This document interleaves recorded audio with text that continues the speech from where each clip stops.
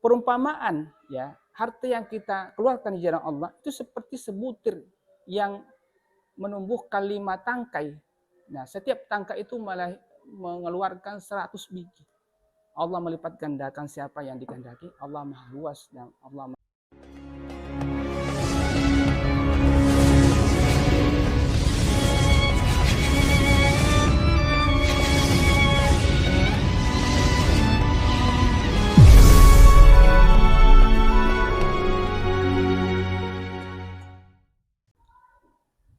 Assalamualaikum warahmatullahi wabarakatuh.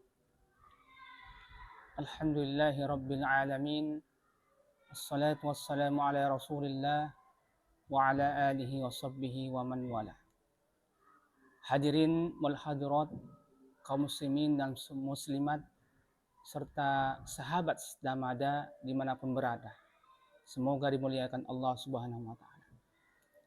Alhamdulillah, bersyukur kita kehadirat Allah Subhanahu wa taala yang telah melimpahkan kita begitu banyak nikmat, terutama nikmat iman dan Islam, juga nikmat sehat, nikmat kesempatan, bahkan nikmat kekuatan untuk melakukan aktivitas kita di hari ini.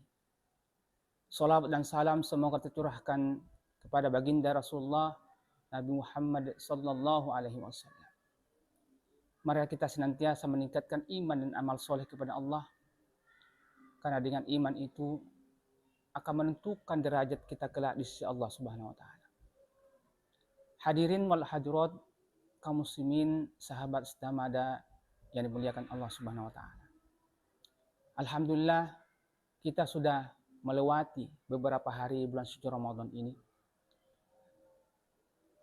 Selama 30 hari ya, kita digodok, kita digembleng, kita diuji oleh Allah Subhanahu wa taala untuk tidak makan minum di siang hari dan tidak berhubungan suami istri di siang hari.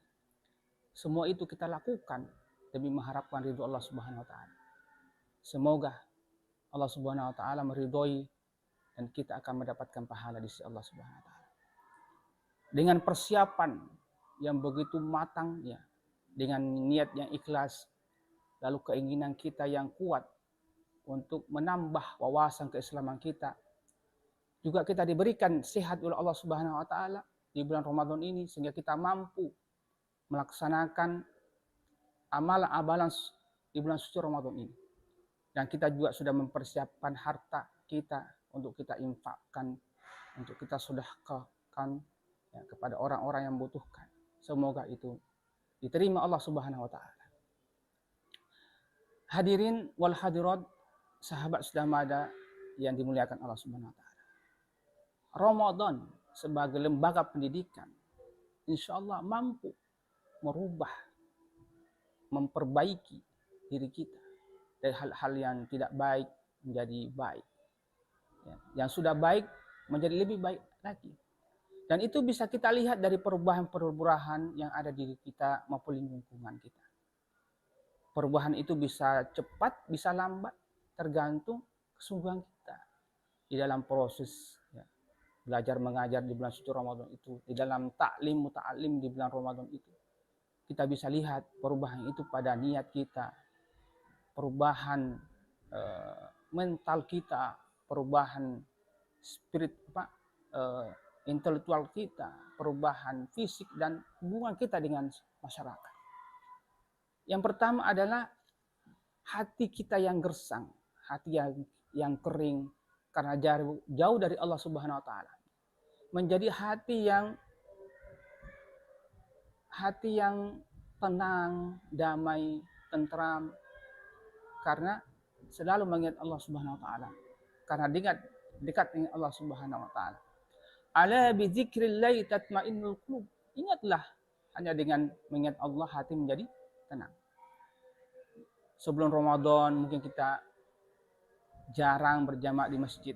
Dengan Ramadan ini kita bisa berjamaah di masjid, ya, sholat tepat waktu. Ya.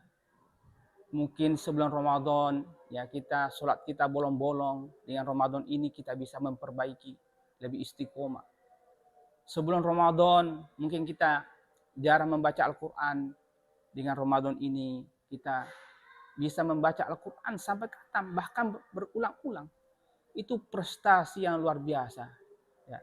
Itu sudah disebut dengan perubahan spiritual. Dan kita semoga kita bisa istiqomah di dalamnya. Nah, lalu perubahan selanjutnya adalah perubahan mental.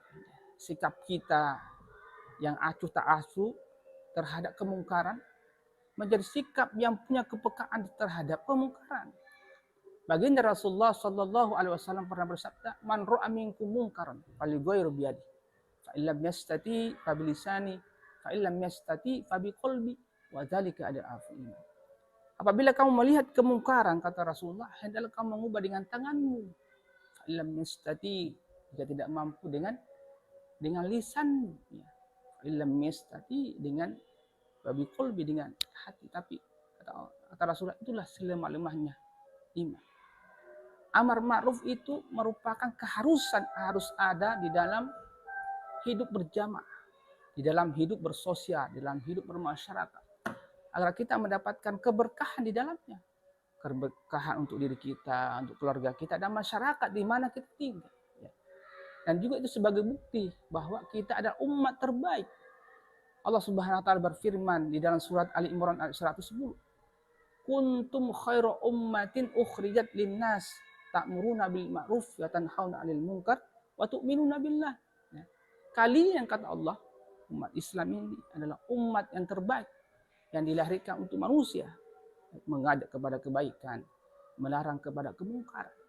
Inilah sifat kaum muslimin sebagai muslim yang sejati. Jika salah satu dari tiga hal ini tidak kita miliki, maka dipertanyakanlah ke umat terbaik kita. Dan Allah juga menyuruh kita di dalam surah Ali Imran ayat 104, "Wal takum minkum ummatun yad'una ilal khair wa ya'muruna bil ma'ruf wa yanhauna 'anil munkar wa ulaika humul muflihun." Dan hendaklah ada di antara kalian sekelompok orang yang menyuruh kepada kebaikan, melarang kepada kemungkaran, dan mereka itulah orang-orang yang beruntung. Lalu perubahan selanjutnya adalah perubahan pemikiran. Pemikiran yang selalu fana, ya, pemikiran yang selalu duniawi, ya, menjadi pemikiran yang bako, pemikiran ukhrawi. Ya. Kita harus ingat bahwa tidak selamanya kita hidup di dunia. Ya. Masa depan seorang mukmin itu ada di akhirat. Di sana kita akan hidup selama-lamanya. Ya. Dan dunia ini adalah tempat hidup yang menentukan. Apabila sewaktu di dunia ini kita selalu mengisi kehidupan kita dengan perbuatan-perbuatan yang baik, amal soleh yang diridhoi Allah Subhanahu Wa Taala, maka kita akan diberikan balasan di akhirat nanti dengan kenikmatan, yaitu surganya Allah Subhanahu Wa Taala. Sebaliknya apabila sewaktu di dunia ini kita selalu mengisi kehidupan ini dengan hal-hal yang buruk, ya, yang tidak diridhoi Allah Subhanahu Wa Taala, maka kita akan diberikan balasan berupa kesengsaraan, penderitaan, yaitu neraka Allah Subhanahu Wa Taala. Oleh karena itu ada satu tadzkirah di baginda Rasulullah Sallallahu Alaihi Wasallam.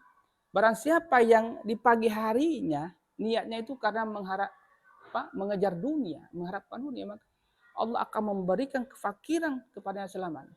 Tapi barang siapa di pagi hari itu niatnya mengharapkan ridho Allah, mengharapkan untuk akhirat, ya, maka Allah akan memberikan kecukupan di dalam hatinya. Lalu perubahan yang selanjutnya adalah perubahan fisik. Sebelum Ramadan kita sering sakit-sakitan, ya. Makan kita nggak teratur. Tapi begitu dengan Ramadan kita berpuasa, istiqomah di dalam berpuasa, maka Allah memberikan kesehatan kepada kita. Dengan sehat kita bisa melaksanakan amalan-amalan di bulan suci Ramadan ini dengan sempurna. Dan insya Allah kita juga bisa menanggung beban-beban dakwah yang lebih berat. Lalu yang terakhir, yang kelima adalah perubahan spiritual, ya. Dari hati, dari sikap individualisme, nafsi-nafsi, ya, menuju sikap yang punya kepekaan sosial yang tinggi terhadap masyarakat. Ya. Mau berbagi, mau merasakan penderitaan saudara-saudara kita yang tidak mampu. Dengan begitu kita akan merasakan ternyata seperti ini orang yang susah, gitu ya. sehingga kita termotivasi untuk membantu. Dan di bulan Ramadan ini, Masya Allah, pahalanya luar biasa. Ya. Di luar Ramadan pahalanya besar, apalagi di dalam Ramadan ini pahalanya lebih besar. Di dalam surah Al-Baqarah Allah Subhanahu wa taala berfirman ayat 291 Allah Subhanahu wa taala berfirman, "Masalul ladzina yunfikuna amwalahum fi sabilillahi kamathali habbatin ambatat sab'a sanabila fi kulli sumbulatin mi'atu habbah. Allahu yudha'ifu liman yasha wallahu wasi'un." Perumpamaan ya, harta yang kita keluarkan di jalan Allah itu seperti sebutir yang menumbuhkan 5 tangkai. Nah, setiap tangkai itu malah mengeluarkan 100 biji. Allah melipat gandakan siapa yang dikehendaki. Allah Maha luas dan Allah Maha kuasa. Nah, itulah perubahan-perubahan yang kita bisa dapatkan ketika kita di dalam proses pendidikan di bulan Ramadan itu ya. Jadi kita bisa mengambil kesimpulan bahwa hakikat puasa sebenarnya itu adalah membentuk manusia yang bertakwa, yang intinya adalah pengendalian diri agar kita terhindar dari sifat-sifat tercela, sekaligus kita memiliki kepekaan sosial yang tinggi terhadap saudara kita, terhadap masyarakat. Hadirin wal hadirat, kaum muslimin dan muslimat, serta sahabat sedamadah yang kami muliakan. Semoga kita diberikan Allah Subhanahu wa taala di akhir Ramadan ini predikat sebagai ghufira lahu ma taqaddama min dzambi. Ibarat seperti anak sekolah yang belajar ya. Selama 30 hari ini itu kita belajar. Lalu kita pun diberikan ujian oleh Allah Subhanahu wa taala. Setelah lulus kita akan diberikan ijazah oleh Allah, yaitu kesempurnaan iman dan derajat muttaqin. Dan nanti di akhir bulan ya, kita juga ada bonusnya, yaitu berupa kemuliaan malam Lailatul Qadar. Insyaallah, semoga Allah Subhanahu wa taala memberikan kita kepada semua itu kepada kita. Amin Allahumma amin. Wallahu a'lam bishawab. Demikian dapat kami sampaikan pada pertemuan pada kesempatan ini. Mudah-mudahan ada guna dan manfaatnya, lebih kurangnya mohon dimaafkan. Wabillahi taufiq wal hidayah wa ridha wa inayah. Assalamualaikum warahmatullahi wabarakatuh.